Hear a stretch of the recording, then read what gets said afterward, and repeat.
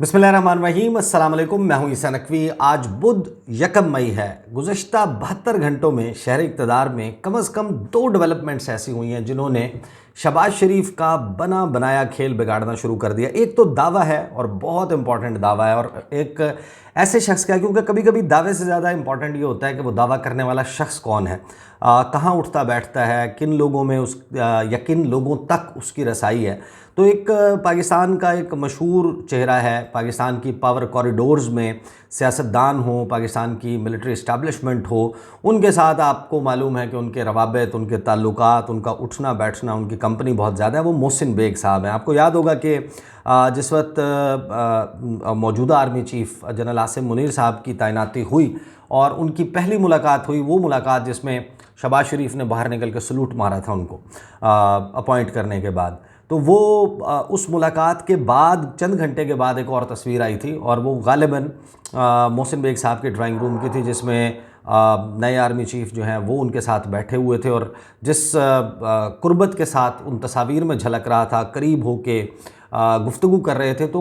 Mohsin bag साहब अक्सर talk shows में आते हैं, बात करते हैं, लेकिन वो ज़रूरी नहीं है कि वो तर्जुमानी कर रहे हों। लेकिन एक ऐसा शख्स जब बात करता है जो पल्स समझता हो, ख़ासतौर पर जो करंट मिलिट्री इस्टेब्लिशमेंट है उसकी पल्स समझता हो, उसका नुक्ता नज़र या उसका मुख्तलिफ़ डेवलपमेंट्स के हवाले से ज़ाविया नज़र उसको भांपता हो, समझता हो, और फिर मियां मोहम्मद नवाज शरीफ के साथ भी उनकी बड़ी कुर्बत हो, वो एवनफील्ड अपार्टमेंट्स में भी पाए गए। ये जो सारा मामला चल रहा था around the vote of no confidence and onward, जो सारे डेवलपमेंट्स हुई उसमें उनका कहीं ना कोई किरदार था। मैसेंजर थे, फैसिलिटेटर थे, जो मर्ज़ी आप समझ लें कि उनका रोल था, लेकिन ये सबको मालूम है कि उनका रोल था, मोहसिन नकवी का रोल था, बाकी भी मलिक अहमद ख़ान हैं, उनका किरदार था। तो मोहसिन बेग साहब जो हैं उन्होंने बड़ा दिलचस्प दावा किया। अब जो 2 डेवलपमेंट्स हुई हैं उस पर मैं भी आपके सामने अपनी अंडरस्टैंडिंग भी रख दूँगा। एक तो ज़ाहिर है कि बहुत सारे लोगों ने इनके ऊपर गुफ्तगू भी की है कि यकायक 72 घंटे में 2 बड़ी तब्दीलियाँ आ गई शहबाज शरीफ की काबीना में। एक देखा आपने कि इतवार के दिन जब शहबाज शरीफ मुल्क में मौजूद नहीं थे और इसहाक डार साहब ख़ुद भी मुल्क में मौजूद नहीं थे, एक नोटिफिकेशन जो है वो काबीना डिवीज़न से जारी किया गया, जिसमें बताया गया कि फिल फौर वज़ीर-ए-आज़म पाकिस्तान शहबाज शरीफ बहुत खुशी महसूस कर रहे हैं, ये ऐलान करते हुए कि जो मौजूदा वज़ीर ख़ारजा हैं इसहाक डार साहब, उनको मुल्क का नायब वज़ीर-ए-आज़म बनाया जा रहा है अनटिल फर्दर ऑर्डर्स, आइंदा अहकामात तक, और विद इमीडिएट इफ़ेक्ट के फ़ौरी तौर के ऊपर उनको बना दिया जाए। अच्छा, अभी इसके ऊपर तबसरे का, तज्ज़िये का, इसके मुख्तलिफ़ एंगल्स, आइन में गुंजाइश नहीं है, ये क्या है क्या नहीं है, ये सारी बातें चल रही थी कि यकायक गुज़श्ता रोज़ पता चला कि राना सनाउल्लाह साहब, पंजाब के मुस्लिम लीग नून के सदर, जो कि गुज़श्ता जब से इलेक्शन हुआ 8 फरवरी, उसके बाद से एक तो वो फेज़ उन्होंने गुजारा ना, जो गम का पीरियड था जिसमें वो सोग मना रहे थे हारने का, उसके बाद उन्होंने बाग़ियाना नज़रियात का प्रचार शुरू कर दिया स्क्रीन्स के ऊपर बैठकर। वो इस्टेब्लिशमेंट के रोल पे भी बात करने लग गए, वो अपनी खामियां भी गिनवाने लग गए, और फिर अचानक हमने देखा कि उनके लहजे में इमरान ख़ान के लिए एक रिस्पेक्ट कहीं से आना शुरू हो गई है। और वो शख्स जो कहता था कुचल दो, वो हमें कत्ल करना चाहता है तो हम भी तो उसे कत्ल ही करना चाहते हैं, ये सियासत नहीं है, ये जंग है, और जंग में ये नहीं देखा जाता कि क्या आईनी है, क्या कानूनी है, क्या गैर कानूनी है, क्या उसूली है, क्या गैर उसूली है, उसके हाथ में जो हथियार आएगा वो इस्तेमाल करेगा, फिर हमारे हाथ में जो हथियार आएगा हम इस्तेमाल करेंगे, ये गुफ्तगू हुआ करती थी। उनके दौर में 150, पौने 200 मुकदमात जो हैं वो कायम हुए इमरान ख़ान के ऊपर, उनकी पार्टी के ऊपर क्रैकडाउन 25 मई ऑनवर्ड्स जो हुआ उसमें स्पेयर हेड कर रहे थे वज़ारत दाखिला राना सनाउल्लाह। कोई दिन कभी कभार ही शायद ही कोई दिन बल्कि गुजरा हो कि जिसमें राना सनाउल्लाह ने कोई एक बड़ी प्रेस कॉन्फ्रेंस, एक बड़ा जलसा, एक बड़ा जलसे तो खैर उन्होंने नहीं किए, लेकिन वो कॉर्नर मीटिंग टाइप वहाँ पर उन्होंने ख़िताब ना किया हो, या किसी को होस्ट के साथ, शाहज़ेब खानज़ादे जियो टीवी के ऊपर किसी न किसी स्लॉट के ऊपर बैठे होते थे, फिर बाकी टीवी चैनल्स के ऊपर उनकी तमाम गुफ्तगू का जो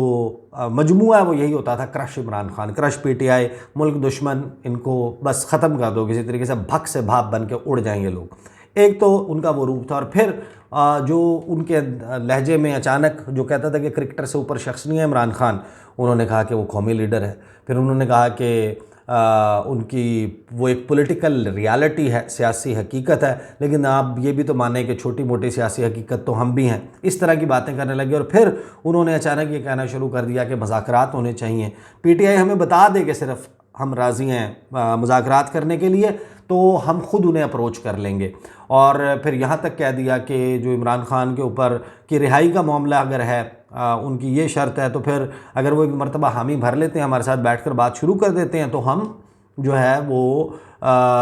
उनकी रिहाई का रास्ता भी निकाल लेते हैं। ये वाली गुफ्तगू करते करते राना सनाउल्लाह को अचानक एडवाइज़र बना दिया जाता है, सीनियर मशीर बना दिया जाता है गुज़श्ता रोज़ बराए सियासी उमूर। अब वो सियासी उमूर यही है, पॉलिटिक्स और ये सब कुछ ये देखना है, तो वज़ीर-ए-आज़म के अगर वो सियासी मशीर लग गए हैं, तो फिर इमरान खान और इसकी पॉलिसी के बाद ये बड़ा एक इंटरेस्टिंग और माना-खेज़ बात है, क्योंकि इसको डायरेक्टली मियां मोहम्मद नवाज़ शरीफ की गुफ्तगू करार दिया जा रहा है कि जो भी बात कर रहे हैं इरफान सदीकी, राना सनाउल्लाह, जावेद लतीफ़, ये सारी मैं नहीं बोल दी मेरे चो मेरा यार बोल दा, मियां मोहम्मद नवाज़ शरीफ बोल रहे हैं। ये सारी गुफ्तगू चल रही है और उसमें अब लगता यह है कि 2 डेवलपमेंट्स के बाद जो मोहम्मद मालिक ने एक दावा किया बड़ा इंटरेस्टिंग, या उनको जो लोगों ने कुछ बात बताई और उन्होंने शेयर की इन दोनों अपॉइंटमेंट्स के हवाले से, लेकिन ख़ास तौर पर इसहाक डार की अपॉइंटमेंट के हवाले से, और दूसरा फिर मोहसिन बेग ने जो गुफ्तगू की, उससे लगता यह है कि नवाज़ शरीफ जो हैं उनके रोमांस के अंजाम का आगाज़ हो गया। वो रोमांस, आपको पता है कि मियां मोहम्मद नवाज़ शरीफ बैक वक्त पाकिस्तान की एक ऐसी सियासी शख्सियत हैं जो नहायत बदकिस्मत है और नहायत खुशकिस्मत है। बदकिस्मत इसलिए है कि जिस वक्त वो अपनी पॉपुलैरिटी के ऊपर, आवाम में मकबूलियत के ऊपर पहुँचे, तो उन्होंने जिस तेज़ी के साथ अपना सियासी जुए में अपना तमाम का तमाम सरमाया झोंक दिया, लगा दिया, और हार भी गए और बुरे तरीके से हारे। जिस तरह रगड़ा लग जाता है किसी का, उस तरीके से हारे। एक तो ये हमने देखा, दूसरा वो खुशकिस्मत इसलिए कि वो तमाम तर इल्ज़ामात और तमाम तर अपनी कमियों, कोताहियों, खामियों के बावजूद ही always makes it back to the power corridors, वो आ तो जाते हैं। लेकिन ये जो न्यूली बिल्ट रोमांस था, या ये जो फेज़ था 2 साल का, 2.25 साल का, लगता ही है कि अब ये जा रहा है टुवर्ड्स इट्स एंड। और उसकी वजह बुनियादी तौर पर यह है कि मियां मोहम्मद नवाज़ शरीफ अपनी हरकत से ये साबित कर रहे हैं कि वो 8 फरवरी को जो उनके साथ हुआ, जो उनको ख्वाब दिखाया गया था, वो शटर हुआ, शटर ड्रीम्स जो उनके सामने आए 8 फरवरी को उनकी जमात के साथ जो हुआ, फिर इतना बड़ा सवाल कि क्रेडिबिलिटी नहीं है हुकूमत की, कि फॉर्म 47 की हुकूमत है, ख़ुद वज़ीर-ए-आज़म नहीं बन सके, सादा अक्सरियत नहीं मिली, फिर अपने जितने करीबी लोग हैं पार्टी के उनको तो फॉर्म 47 भी नहीं मिला, तो वो शायद ये चाहते हैं कि मैं बदला लूँगा। लेकिन मियाँ साहब जब बदला लेंगे फिर बातें तो बनेंगी, बातें तो होंगी। फिर ज़ाहिर है कि उनको इस बात का भी कलक है कि जब मैं कोई मनूवर करने की, या अपनी कोई ख्वाहिश, या ये कि अपॉइंटमेंट कर दो, इसका ट्रांसफ़र, या कुछ ऐसी चीज़ें कर दो, लोग चैम गोइयाँ कर रहे हैं, कि जब वो की गई तो मियाँ साहब के हवाले से पता चलने लग गया और जर्नलिस्ट को कहा गया कि मियाँ साहब का हल्का खुल रहा है। और जब मियाँ साहब का हल्का खुलेगा तो मियाँ साहब 30-40 हज़ार से, मानसेरा वाला तो हार गए थे, यास्मीन राशिद वाला भी आ जाएगा कि ये तो हार गए 30-40 हज़ार से, तो मियाँ साहब बड़ा उनके दिल में कलक है कि ये मेरे साथ हुआ क्या। तो उस पर मोहम्मद मालिक कहते हैं कि ये जो डेवलपमेंट हुई है, उन्होंने शो के आगाज़ में उन्होंने कहा कि मेरी कुछ बहुत ही रेलिवेंट लोगों से जो है वो कहते हैं कि बात हो रही थी, और उन्होंने एक बहुत ही दिलचस्प स्टोरी मालिक साहब कहते हैं कि बताई है। और अब उन्होंने कहा कि उन्होंने कहा कि आप लोग बड़ी तनकीद कर रहे हैं ना, लेकिन पार्टी में जो सबसे बाखबर लोग हैं उनका कहना है कि रास्ता रोका गया है, ये जो अपॉइंटमेंट हुई है ये रास्ता रोका गया। तो फिर अगला सवाल नेचुरली और जेन्युइनली यही था कि किसका रास्ता रोका गया। तो जवाब मिला कि शायद कोई बन रही थी गेम, नाम चल रहा था, शायद मोहसिन नकवी का नाम कहीं से चल रहा था कि उन्हें डिप्टी प्राइम मिनिस्टर बनाया जाए। तो इसहाक डार को लगा कि इस मूव को रोका गया है, इसहाक डार को लगाकर, डिप्टी प्राइम मिनिस्टर लगाकर, कहते हैं मेरे दिल को बात लग तो नहीं रही, लेकिन ये बात आई बड़ी क्रेडिबल जगह से। मोहसिन बेग से जो है वो सवालात करते हैं, शो में मारिया मेमन भी थी और मज़हर अब्बास साहब भी थे, और बड़ी दिलचस्प गुफ्तगू उसमें हो रही थी। लेकिन मोहसिन बेग से जो 2-3 मेन सवाल इस तमाम मामले के मुतल्लिक हुए, और उसमें उन्होंने ये भी बता दिया कि ये जो नज़र करम और शफ़क़त है ये कब तक जारी रह सकती है। और शहबाज शरीफ बेसिकली वो उनका खेल जो है ना, वो उनकी मामलात बड़े ख़राब हो जाएंगे, उनके लिए जो वो एक सुकून होना था वो नहीं होगा। तो उसके ऊपर उनसे सवाल किया मोहसिन बेग से उन्होंने कि पहले ये बताएं ये क्या हो रहा है, पहले डार साहब बन जाते हैं, फिर अब राना सनाउल्लाह पॉलिटिकल एडवाइज़र, नकवी साहब वाली बातें भी ज़रे गर्दिश हैं। अस्करी ज़राए से उन्होंने कहा कि मैंने पूछा डार साहब की अपॉइंटमेंट का तो सब ने हाथ उठा लिया कि हमारा इससे कोई ताल्लुक़ नहीं है, क्या नए पेज में भी कोई प्रॉब्लम आ रहा है, ये सवाल हुआ। तो मोहसिन बेग कहते हैं कि बुनियादी तौर पर चीज़ें सेटल हो रही हैं। जब ओहदे देने की बात आती है तो जो जाहिर है कि जो करीबी लोग हैं उन्हें ही चुना जाता है, सब सियासी जमातें यही करती हैं, चीज़ें सेटल हो जाएंगी। लेकिन डार साहब ने जब फाइनेंस मिनिस्ट्री नहीं मिल रही थी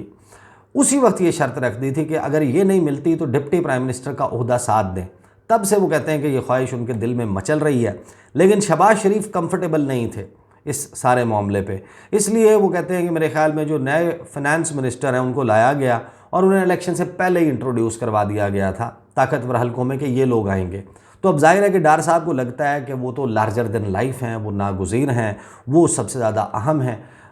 तो उनसे सवाल करते हैं मोहम्मद मालिक के, लेकिन डार साहब की अपॉइंटमेंट सिर्फ उनकी अपनी पार्टी में और शहबाज शरीफ ग्रुप यानी इन लोगों के लिए एक पैगाम था, मैसेज था, या फिर कुछ और लोगों के लिए भी ये मैसेज है? उस पर मोहसिन बेग साहब रिमेंबर के उनका उठना बैठना था, वो कहते हैं जी और के लिए भी है। और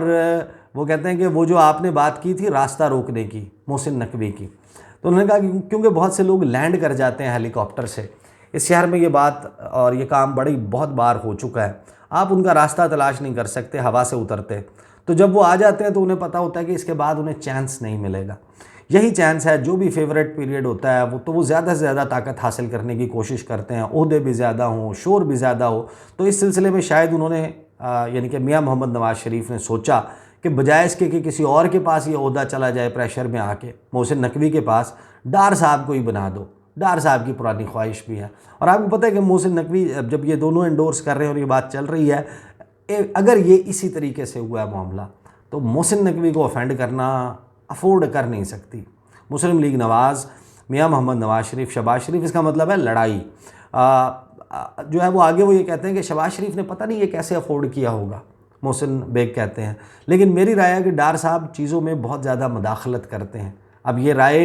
जाहिर है कि आपकी कायम होती है कुन हम जिन्स बहम जिन्स परवाज़, कबूतर ब कबूतर बाज बाज। जाहिर है कि birds of a feather flock together. वो मोहसिन बेग साहब जाहिर है कि जो उनकी राय है वो राय किसी की राय सुन के बनती है, आप किसी को कन्विंस कर लेते हैं या कोई आपको कन्विंस कर लेता है। बहरहाल ये राय जो है मोहसिन बेग के सर्कल में पाई जाती है कि डार साहब चीज़ों में बहुत ज़्यादा मुदाखलत करते हैं। अगर आप एक शख्स को वज़ीर-ए-आज़म की कुर्सी पर बिठा देते हैं, फॉर एग्ज़ाम्पल शहबाज शरीफ, तो आपको चाहिए कि आप उसको काम करने दें, फिर उस पर थोड़ा एतबार करें, उसको काम करने के लिए स्पेस मिलनी चाहिए अगर वो डिलीवर करते हैं। क्योंकि डार साहब का कहते हैं आपको पता है कि वो कैसे हर चीज़ में इन्वॉल्व हो जाते हैं, और उनका जो डिप्टी प्राइम मिनिस्टरशिप लेना है, इसमें सबसे बड़ा मसला हमारे जो फाइनेंस मिनिस्टर अभी बने हैं डार साहब, कभी नहीं चाहेंगे कि वो कामयाब हो, कभी नहीं चाहेंगे कि वो पाकिस्तान के लिए एक सक्सेस स्टोरी बन सकें। मोहम्मद औरंगज़ेब साहब वो कहते हैं मोहम्मद मालिक, लेकिन फाइनेंस मिनिस्ट्री की नाकामी का मतलब तो पाकिस्तान की मईशत की नाकामी है। उसके ऊपर बड़ा एम्फेसिस दे के ना, एम्फसाइज करके मोहसिन बेग कहते हैं कि दे डोंट केयर। ये मिफ्ता इस्माइल साहब थे, वो कहते हैं मैं भी वहीं पे था, इसहाक डार जिस तरह से उनके साथ बर्ताव कर रहे थे, बिहेव कर रहे थे, और फिर आखिरकार उन्होंने मिफ्ता इस्माइल को नहीं चलने दिया। मकसद ये है कि आप इतनी बार रहे हैं वज़ीर ख़जाना और बेहतरी नहीं आई और मसाइल में ही दबते चले गए हैं। अगर कोई नया शख्स आकर नए आइडिया के साथ मईशत में कोई बेहतरी या रिफॉर्म लाना चाहता है, लेकिन कैसे मुमकिन है कि एक ऐसी पोर्टफोलियो जिसमें इसहाक डार अपने आप को एक्सपर्ट और फाइनल अथॉरिटी समझते हों और कोई और आके नया बंदा वहाँ कामयाब हो जाए, तो ये कहाँ जाएंगे फिर? तो ऐसी सूरत में उन्होंने ऊपर आके, आप माने या ना माने, मुस्तकबिल में he will be on the top, कि वो आएंगे, वो एजर्ट करेंगे, वो अपना नाक घुसेड़ेंगे इसमें, और फिर आपको पता है कि ऐसी सी चीज़ें जब को करता है तो उसके कॉन्सिक्वेंसेस होते हैं। तो उनसे टुवर्ड्स द एंड दो बड़े इंपॉर्टेंट सवाल हुए। उन्होंने उनसे पूछा मोहम्मद मालिक ने कि क्या आपके ख़्याल में, आपके नज़दीक इस्टेब्लिशमेंट के लिए नून लीग वाहिद ऑप्शन रह गया कि ये जो मर्ज़ी कर लें, इनका साथ देना है? तो उस पर वो मुस्कुराते हुए कहते हैं कि इस वक्त तो मेरे ख़्याल में उनके पास ऑप्शन नून लीग ही है, और वो शहबाज साहब के साथ काम करना चाहते हैं। तो मोहम्मद मालिक लुकमा देते हैं कि पीपल्स पार्टी भी है। तो कहते हैं मोहसिन बेग कि पीपल्स पार्टी इस वक्त ड्राइविंग सीट पर नहीं है। साथ में वो कहते हैं कि एक तो वो ड्राइविंग सीट पर नहीं है, साथ में एक मुसाफिर के तौर पर है, एक ही ट्रेन के मुसाफिर हैं लेकिन। और मौजूदा इस्टेब्लिशमेंट चाहेगी कि ये जो शहबाज शरीफ के नीचे हमारी एक हुकूमत बनी है इसे चलाया जाए। तो उस पर मोहम्मद मालिक कहते हैं कि लेकिन शहबाज शरीफ के इर्द गिर्द जो मियाँ साहब का ग्रुप इकट्ठा किया जा रहा है उसकी एक मैसेजिंग है, एक नर्वसनेस तो आती होगी ना कि ये क्या चल रहा है। उस पर मोहसिन बेग कहते हैं कि देखें अभी जो इलेक्शन हुए हैं तो मियाँ साहब एकदम सीन से आउट हो गए थे। वो किसी का फ़ोन भी नहीं उठा रहे थे, हारे हुए का भी नहीं, जीते हुए का भी नहीं, अपनी पार्टी से लोगों का फ़ोन भी उठाना छोड़ दिया था। लेकिन फिर हाल ही में उनकी पार्टी में अंदर से एक चाल चली गई कि मियाँ साहब को भी रिहा करवाया जाए और उन्हें मैदान में लाया जाए। नून लीग का जो भी वोट है वो नवाज़ शरीफ का है ना। अभी मोहम्मद मालिक कहते हैं कि ना अभी इलेक्शन हो रहे हैं, भाई वज़ीर आज़म है, बेटी वज़ीर आला है, वो क्यों रॉक करेंगे, क्यों इस तरह रॉक करेंगे। तो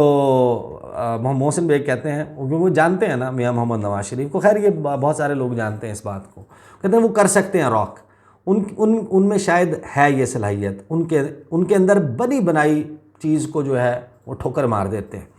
लेकिन उनके अंदर एक है कि जो उनकी अपोजिशन पहले थी या उनकी जो पोजीशन पहले थी